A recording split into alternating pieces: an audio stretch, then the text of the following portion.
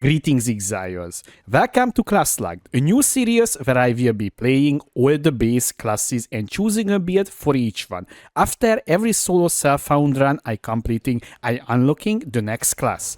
After completing the run, I will go over the positives and negatives of the build and share I recommending it or not. This series should help fill the gap while we waiting for the patch notes. Our first class is the Warrior and the Ascendancy is Titan. Skill we choosing Resonating Shield and Shield Wall. This one is a very popular starter and endgame build as well, but I never played it before. The build how it works in very short. Offensive wise, we using Resonating Shield and Shield Wall. Resonating Shield is a channeling ability that is dealing damage around you. While you channeling this ability, you hitting with your weapon your shield, and then that is dealing damage around you. And for signal target we using Shield Wall. Shield Wall putting down a very big wall that made from rocks, and you can blow up with any slam skills and war cries as well, and also your totem as well. Totem is also a slam ability, and this is how we using on the signal target and tougher rares.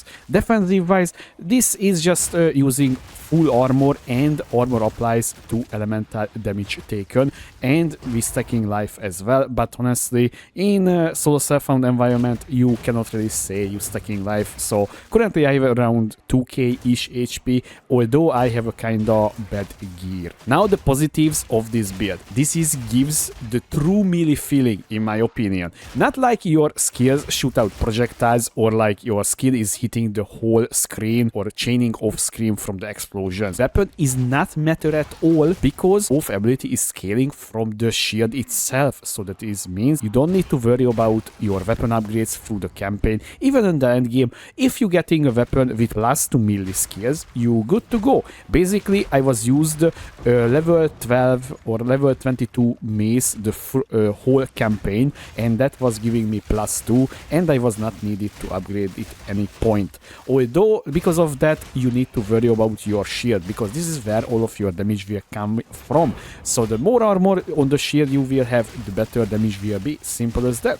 This build has a very good clear, because while you channeling your Resonating Shield, you can move pretty freely. You have built-in explosion as well, because we're using Herald of Blood in this build. While we killing an enemy with blood loss, it will cause a bloody explosion that deal physical damage, and this is can carry you pretty damn easily in higher tier maps. The signal target of this build is also pretty damn impressive, honestly. I did not expecting the damage will be that good, and the thing is, even the signal target was there in the whole campaign. I was just mind blown away. Sometimes I was free tabbed the act bosses or just majority of the unique bosses through the campaign, and honestly I was mind blowing away once again, guys. It was a very positive side of this build.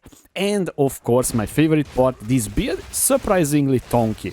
And why I'm saying that, so around act 3 why I was getting a better armor basis, and also while you channeling your Resonating Shield, you can block every single attack and damage that you taking. Although because of that you need to be very careful, because if your stun meter is filling up you can get stunned and just literally will drop to the ground. Honestly I was just face tanking majority of the act bosses, and I was just ignoring 99% of the mechanics, because the signal target is very nice. You literally after your first or second shield wall explosion you will stun the enemy, and basically the enemy will getting killed under the stun duration. Now there is also negatives for this build. The first one is because this build is a melee, that is a negative. Honestly, this game is not melee friendly at all. I think if you played or tried to play melee before, you know what I'm talking about. Damage over type pools everywhere, on-death effects, temporal bubble exists, so it's literally painful to just fight Ognistrails that has temporal bubbles around it. And also, many bosses is just literally spamming AoE attacks under them, and it's lingering too much time in my honest opinion, especially like in Act 1, you know, the ritual boss, and also in like Act 4, the Siren boss as well. Literally just chilling in the big pillar of I don't know, water or something like that, and basically you cannot even go there because it's very dangerous. And also it was a very rough start, honestly. This was my first character, right, in solo self-found, and also very long time I'm not played the game.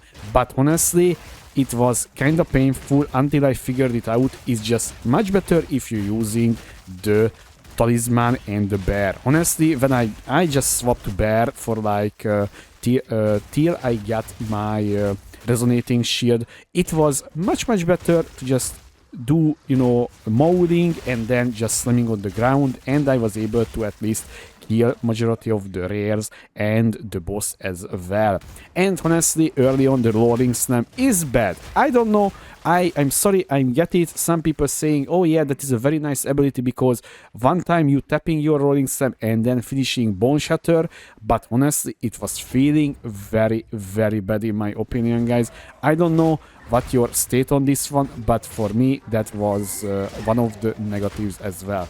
And also because you channeling your resonating shield, you can block all the damage, but your stun meter is raising very fast, and if you're not paying attention you will getting pushed to the ground, and that is kind of bad, honestly, because sometimes you're not taking damage for a long time and then you just get to use to channel your resonating shield, and then suddenly you just, what, why am I dying? And then you, oh yeah, my stun meter is filled up, and also it's need to a few seconds till your stun meter is emptying out, so you cannot immediately start channeling again your ability. And honestly, when I reached like tier 5 maps, the tonkiness is fell off. It was also solo self-found. I did not found 2 good items. That would be maybe the issue as well. And I was locking armor, applies to elemental damage taken. And I was just a pure armor base. I had like almost 30-ish percentage armor applies to elemental damage taken, and honestly I was not really feeling that good. And because I was progressing too fast in the map tiers, I was having issues with my resonating shield because I was not able to kill that fast the enemies, and they was just hitting me, and my stun meter was very quickly raising, and that's why I was feeling the tonkiness fell off. Of course, if you playing trade league, maybe you can just, yeah, I will just slap on a 800 armor, body armor, and call the day, and a few good rare items at the league's start. This is my positives and negatives for this build. And did I recommending this build? Absolutely. Honestly, I was mind blown away how good was it on the whole acts, and also the signal target wise and clear wise as well. And honestly, when you had a very nice shield and a decent amount of armor, you was feeling pretty immortal, honestly. I think that was the safest campaign run that I ever done, because I had defensive layers. I could block the damage, and also because I had armor, I was not taking that much damage from white monsters' basic attacks. So I definitely recommending this build if you want to try out this one before the league is starting. Although maybe this build getting nerfed in the patch notes, but who knows that what is in the patch notes, right? So till then, guys, I hope you enjoyed this video, and please leave a comment below. How did you liking this serious idea? Till then, guys, I hope you enjoyed this video. If you have any questions, suggestions, or what other ability should I try on the warrior, please leave a comment below, or you can find me on twitch.tv/Pidget2. Thanks for watching. I was Pidget. See you next time.